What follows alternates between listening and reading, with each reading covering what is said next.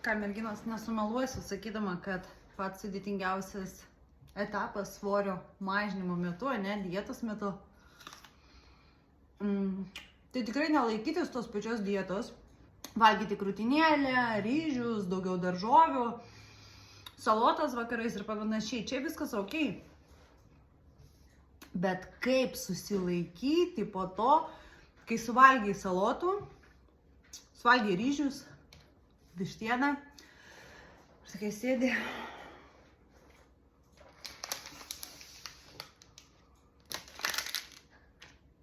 O norisi šokolado. Šokolado, torto, sausainuko ar kažko, bet ko prie kavos, nors biškutuką, nors gabaliuką. Ir tik paragauk, tik prisiliesk. Suėdėjai viską. Kiek kartų ir kam tai buvo? Man netgi tai buvo 1,101 kartą.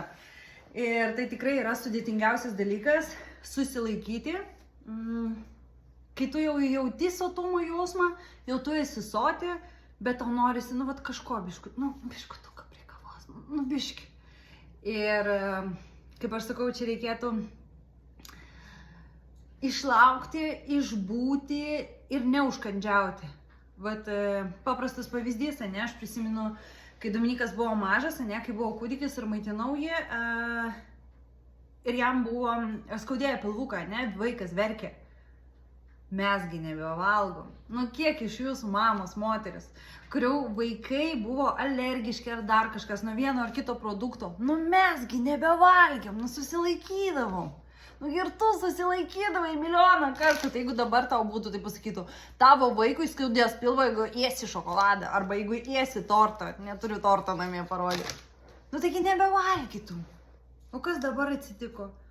Kas dabar atsitiko, kur ta vidinė motyvacija iš vidaus, kuri buvo? Susilaikyti, nebeėsti.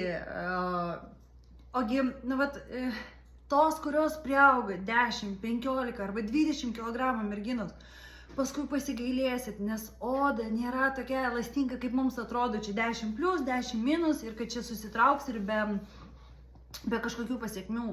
Ne, tikrai taip nebūna. Reikėtų šiek tiek išmokti savikontrolės, pakentėti ir susilaikyti. Viskas. Tiesiog nebeužkandžiauti. Arba, jeigu negali ir ten renkėsi, ne, obuolys ar šokoladas, ir labai nori, negali, tai suvalgyk tą šokolado gabaliuką ir viskas. Bet neabu tada, nes čia kalorijos ir čia kalorijos. Bendra suma, viskas.